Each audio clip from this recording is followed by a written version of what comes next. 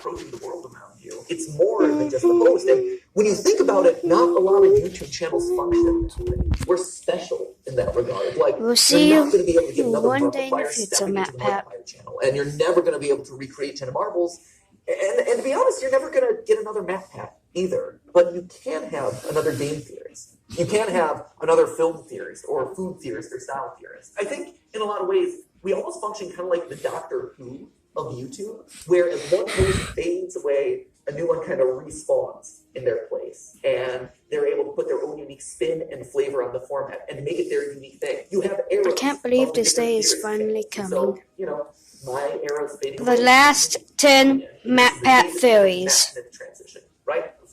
Good, solid series. I may be barely starting, but well, I don't know if you've noticed this, but fewer and fewer of the words that I'm saying in any given episode are actually mine. If you go down to the credits, you can actually see in the description that there are certain names that have been appearing more and more frequently. Like, yeah, I'm listed on every single one as the writer because I touch every single script, I polish it in my voice, but in all honesty, the bulk of what I'm saying is coming from someone else. It's their research. It's their work. Why should they have to filter their creativity through my voice? I've always envisioned these channels as a place where we can spotlight all sorts of creators. I mean, it even goes back to the original URL of this channel, right? It isn't game theory. It was always the game theorists, because this was a place where you could find a lot of like-minded creators, all with a passion for gaming and education. That's why we had the partnership. But that's just a theory.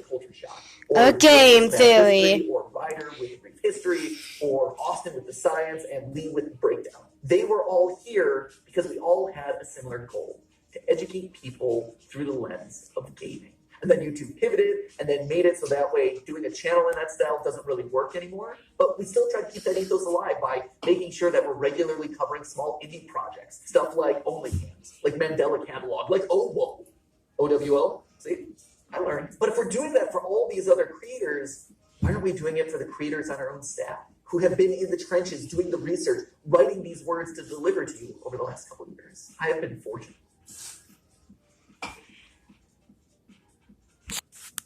Sorry, I had to pause it real quick. That was bad. But this is MatPat's last announcement over the last 13 from the last 3 days. Pass it on to the next generation.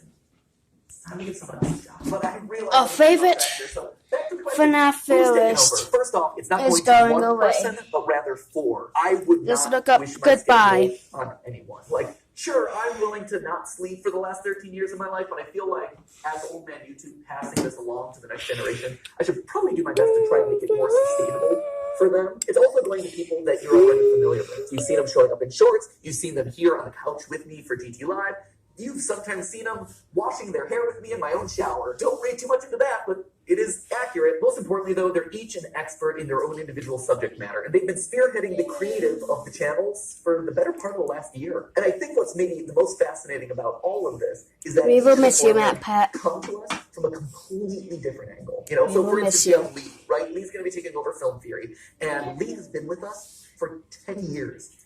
10 years. It's crazy. I believe he was actually editor number 3 for the channels. We had Ronnie, and then we had Ryder, Foot of Affair, and then we had Lee. I think his first theory that he ever worked on was Rosalina's Peach's daughter, Peach is Dead. One of my all-time favorite episodes that we've ever done on the channel.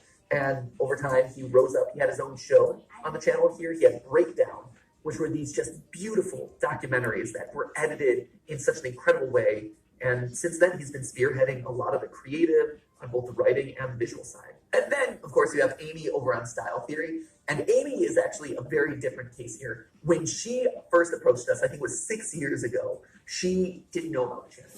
All she knew was that she wanted to learn everything that she could about digital video, and that Theorist was kind of the place that you went to learn that stuff. Like, we were the best when it comes to analytics and optimization and programming and things like that. She got in, and she just devoured everything that we threw at her. So much so that she eventually got to the point where she was so good that she was consulting the largest mobile game company in the world based off of the stuff that we were working on here in studio.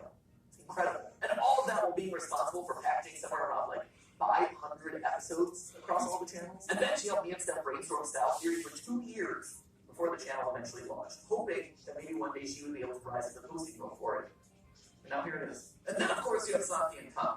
Santi over on food theory and Tom over here on game theory. And interestingly enough, they both grew up watching game theory. We were their childhood show, which, to be fair, it just shows how old we are. Santi would eventually go work at Mythical with Rhett and Link before coming here, where he is bravely spearheading food theory and letting me mercilessly make fun of all of his recipes.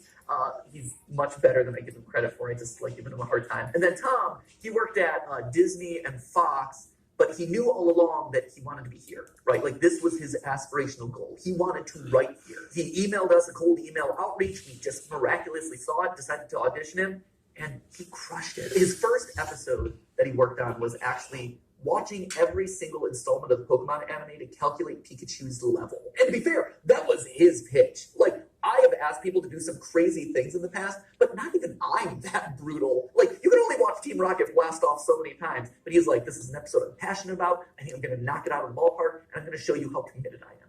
And he has been so committed ever since. So committed, in fact, that I told him, hey, if you're joining the channels, you do realize that you're going to have to read every single FNAF book. And he's like, boom, he did it. And we're up here going crazy in the FNAF attic. But not only did he read every FNAF novel, he also read every single Hello Neighbor book.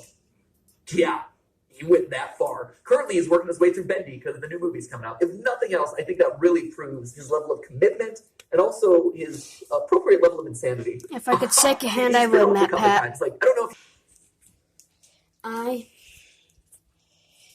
am Jonathan Rawls. Matt Pat is going away.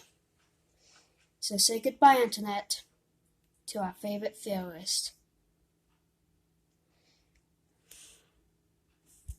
That's just a theory.